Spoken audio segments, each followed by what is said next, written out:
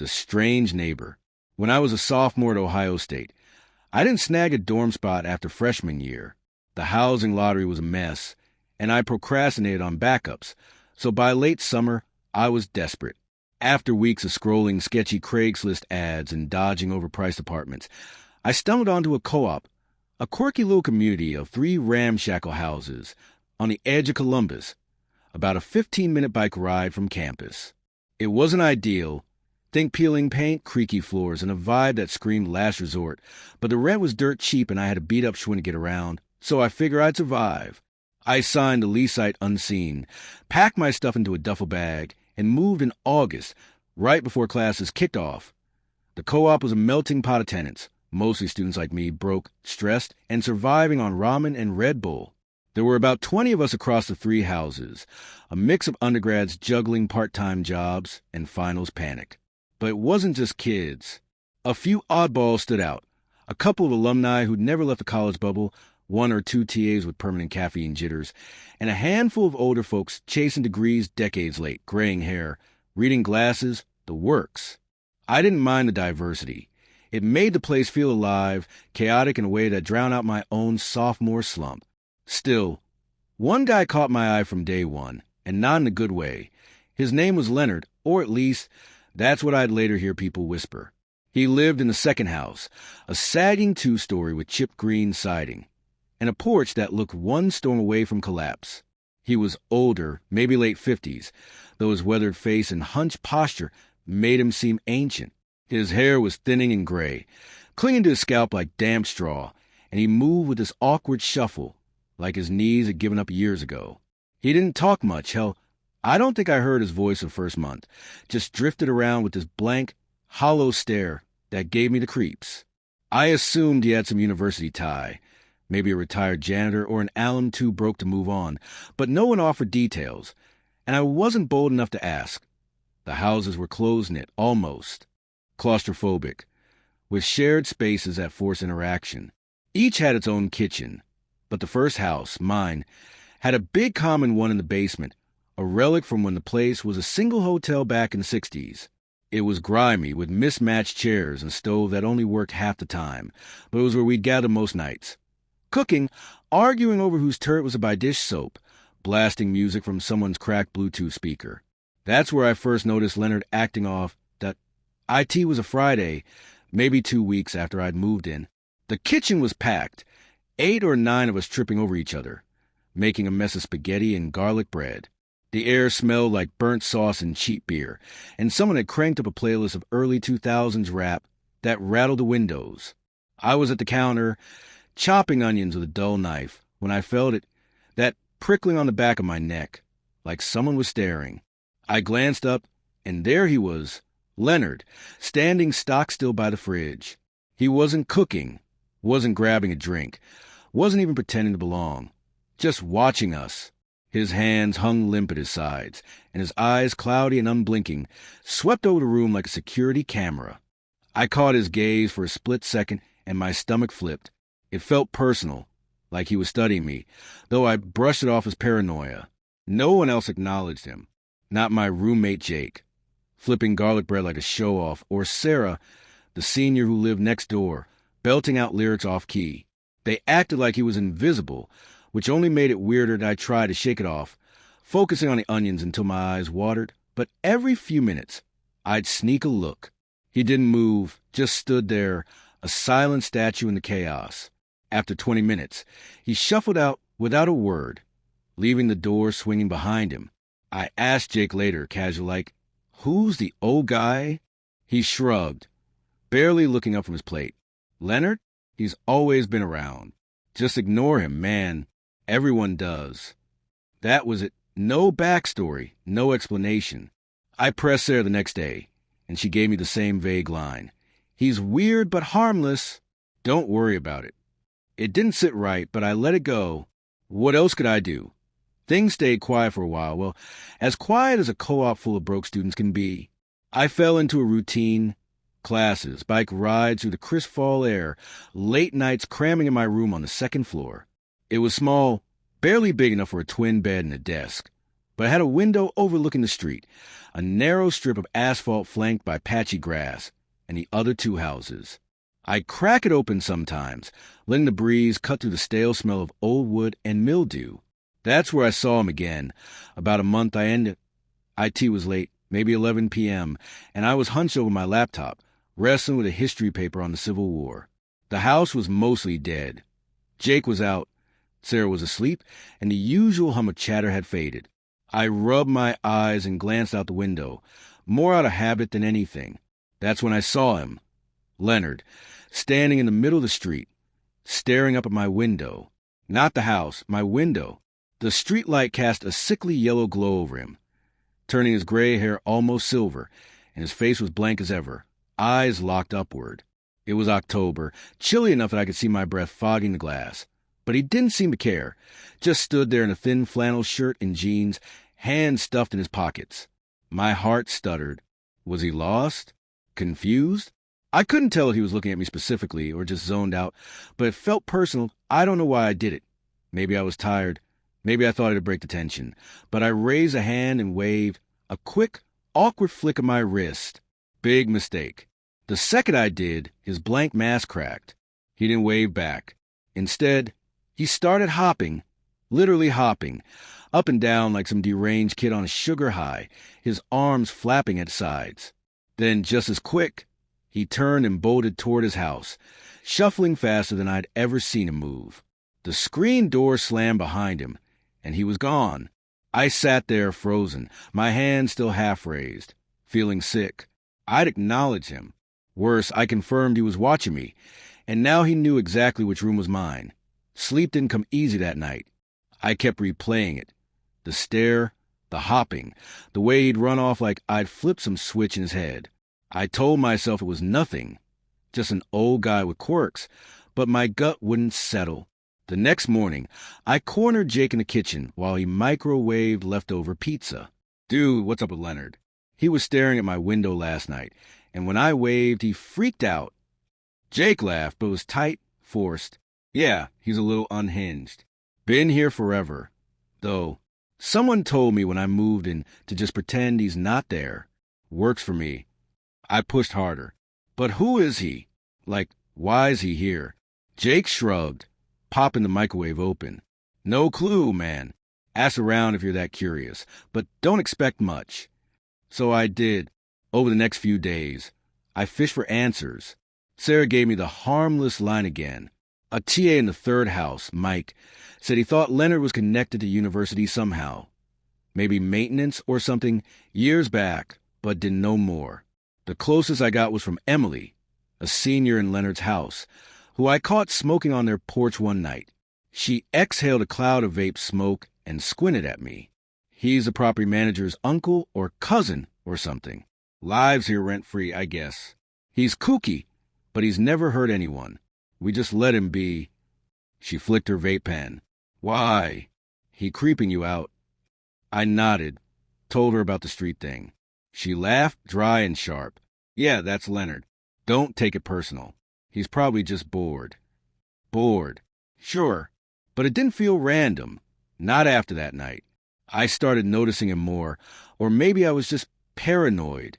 He'd linger in the yard sometimes, raking leaves that weren't there, or sit on his porch for hours, staring across at our house. I'd catch him out of the corner of my eye, always at blank face, and my skin would crawl. I started locking my door religiously. Those old hotel locks were flimsy, but it was something. The co-op was too loose, too trusting. Half the tenants never bothered locking up, but I wasn't taking chances. Not with him around. Out a couple weeks later, it escalated. I'd been at the library late, biking back around midnight under a drizzle that soaked through my hoodie. The house was dark, quiet. Most people crashed early on Tuesdays.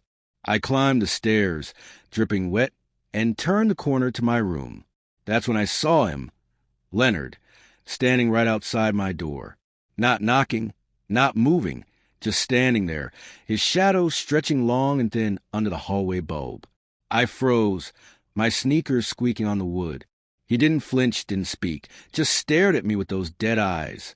My heart slammed against my ribs. "Hey, are you okay?" I managed, voice shaky. He didn't answer. After a beat, he turned, slow as a wind-up toy, and shuffled down the hall, disappearing around the corner. I stood there, breath caught, until I heard the back door creak open and shut downstairs that I didn't sleep that night. I wedged a chair under my doorknob and sat up, bat in hand, listening to every creak and groan of the old house. Something was wrong with him, really wrong, and I didn't know how to handle it, but that was just the start. After that hallway run-in with Leonard, I was on edge constantly. It wasn't just the way he'd stood there, silent and unblinking, inches from my door. It was a feeling that lingered, like he'd left something behind, some invisible weight pressing on me. I didn't tell anyone right away. I didn't want to sound like the paranoid new guy, freaking out over nothing. But I couldn't shake it. The co-op, with its chipped paint and drafty halls, didn't feel like a quirky student haven anymore. It felt like a maze I was trapped in with him. The next day, I doubled down on locks. My room still had that old hotel-style key setup, brass, clunky, easy to lose. I'd always kept on a lanyard around my neck or my backpack, but I started checking it obsessively, patting my pockets every hour like a nervous tick. I even asked Jake if he'd ever lost his. "Nah, man, but half these doors don't even lock right," he said, sprawled on the couch with a bag of chips. "Why? You think Leonard's going to sneak in and steal your textbooks?" He laughed, but I didn't. I didn't tell him about the night before. Didn't want to just ignore him, speech again. Life kept moving, though. Midterms were looming, and I buried myself in studying, biking to campus early and crashing late. The co-op buzzed with its usual chaos, impromptu beer pong in the basement, Sarah's off-key singing, the smell of burnt popcorn wafting up the stairs. Leonard faded into the background for a bit, or at least I tried to make him. I'd still see him, shuffling across the yard with a rake, no leaves in sight, or perched on his porch, staring at nothing, but I kept my head down, avoided eye contact. If he was harmless, like everyone said, maybe I could outlast him until summer, when I'd find somewhere else to live. Then my key went missing. It was a Thursday, gray and rainy, the kind of day that makes Columbus feel like it's drowning. I'd been at the library all afternoon, hunched over a stack of history books, and biked back soaked to the bone. I reached for my lanyard as I climbed the stairs. Nothing. Patted my pockets, emptied my backpack on the porch, even dug through the soggy leaves under my bike. Gone. My stomach sank. I'd locked my door that morning. I always did. So I couldn't get in. I borrowed Jake's spare to check my room, thinking maybe I'd left it on my desk, but it wasn't there. The chair was still wedged under the knob from the Leonard night, untouched. I asked around, Sarah, Mike, even Emily, but no one had seen it. "Just get a copy made," Jake said, shrugging. "Hardware store's like $10. Easy for him to say. I was already strapped, and the hassle pissed me off more than the cost. I got a spare from the property manager the next day, a greasy guy named Paul who barely looked up from his desk when I asked. "Don't lose this one," he grunted, tossing me a scratched-up key. I didn't mention Leonard. Something told me Paul wouldn't care. I made a copy that weekend, but the whole thing gnawed at me. Had I dropped it, or had someone taken it? I started triple-checking my door, jiggling the knob every night to make sure it held. The co-op's laid-back vibe, doors unlocked, people wandering in and out, felt reckless now, like an invitation I didn't want to extend a week later. It got worse. I'd been pulling an all-nighter, fueled by coffee and panic, over paper due at 8 a.m. My room was a mess. Books splayed open, empty mugs on the desk, the window cracked to keep me awake. I crashed around 3 a.m., lights still on, laptop humming. Sometime later, I don't know when, I jolted awake, heart pounding, no idea why. The room was quiet. Too quiet, the usual creaks of the house gone silent. Then I heard it, a soft, rhythmic thump from my closet, like something shifting behind the door. Every 20 seconds or so, thump, thump, thump, steady as a heartbeat. I lay there frozen, telling myself it was a wind, a loose board, anything but what my gut screamed. I'm not a coward. Never been.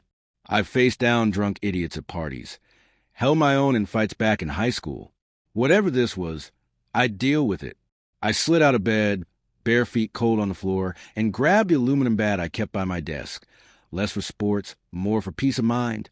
My breath was shallow, but I forced it steady, creeping toward the closet. It was just a narrow sliding door, warped from years of neglect, stuffed with my clothes and junk. The thumping kept going, louder now, like something or someone was moving inside. I gripped the bat, palms sweaty, and counted to 3 in my head. One fluid motion. I ripped the door open and screamed, a wild, guttural yell meant to scare whatever was in there. It was Leonard. He was crouched in my closet, my red scarf, the one my mom gave me last Christmas, wrapped tight around his neck like a noose. His eyes were wide, glassy, locked on me, and in his right hand he held a pocket knife, the blade glinting under the ceiling light. I didn't think, just reacted. I lunged, swinging the bat, but he moved faster than I expected, scrambling out like a cornered animal. The knife slashed the air, missing me by inches, and I dropped the bat, tackling him to the floor. He was frail, all bones and sinew, but he fought like hell, kicking, thrashing, his nails digging into my arms. I screamed again, pure adrenaline this time, pinning his wrists as the knife clattered away. He didn't stop, kept wriggling, his breath hot and ragged. No words, just grunts and spit. The noise woke the house. Doors slammed. Footsteps pounded down the hall. Jake burst in first, eyes bleary, yelling, "What the hell?" He dove in, grabbing Leonard's legs, and we held him down, a sweaty, cursing mess. Sarah showed up next, phone in hand, already dialing 911. "Get him off me!" I shouted, my voice raw. Leonard didn't speak, just stared up at me, that blank look back, like none of this was happening. It was the longest 5 minutes of my life until the cops arrived. 2 uniforms who stormed in, cuffed him, and dragged him out. He didn't resist, didn't say a word, just shuffled between them like he was sleepwalking. They found my missing key in his pocket, the lanyard tangled in his fist, the rest of the night blurred. Statements, flashing lights, housemates huddled in the kitchen whispering. I sat on the porch, wrapped in a blanket someone threw over me, shaking as the adrenaline crashed. Jake brought me a beer, but I couldn't drink. My hands wouldn't stop trembling. The cops came back later with answers. Leonard was Paul's uncle, a drifter with a laundry list of untreated issues. Schizophrenia, paranoia, God knows what else. Paul had stashed him in the co-op years ago, off the books, instead of getting him help. Cheaper than a facility, one officer said, shaking his head. They'd hauled Paul in too. Negligence, endangerment, maybe more once the paperwork shook out. Leonard was gone, locked up, or shipped off somewhere. I didn't care where that we piece it together over the next few weeks. He'd been watching me since I moved in. Why me? I'll never know. Maybe I look like someone from his past. Maybe I was just a new guy. Emily found a stash of junk in his room after he left. Photos of the houses, scribbled notes, random stuff like buttons and shoelaces. My scarf wasn't the only thing he'd taken. Mike's watch and Sarah's old ID turned up too. He'd been sneaking around for years, unnoticed, a ghost in plain sight. The knife, though, that was new. The cops said he'd never gotten violent before, not that they knew of. Lucky me. I guess that I stayed in the co-op until graduation, but it was never the same. I got a deadbolt, slept with the back closer, kept the window shut. Jake and Sarah tried to lighten it up, cracking jokes about my guard dog skills, but I could tell they were rattled too. Paul lost the property gig, and some new manager took over, promising tighter rules. Didn't matter. I was counting days until I could leave. I loved college, the late nights, the freedom, but that night with Leonard, it's burned into me, a shadow I can't outrun. I don't blame him as much as Paul. Leonard was sick, lost, a puppet on broken strings. But knowing that doesn't erase the what-ifs. What if I hadn't woken up? What if the knife had hit? I made it out, yeah, but some nights I still hear that thumping, and I check the closet, just in case.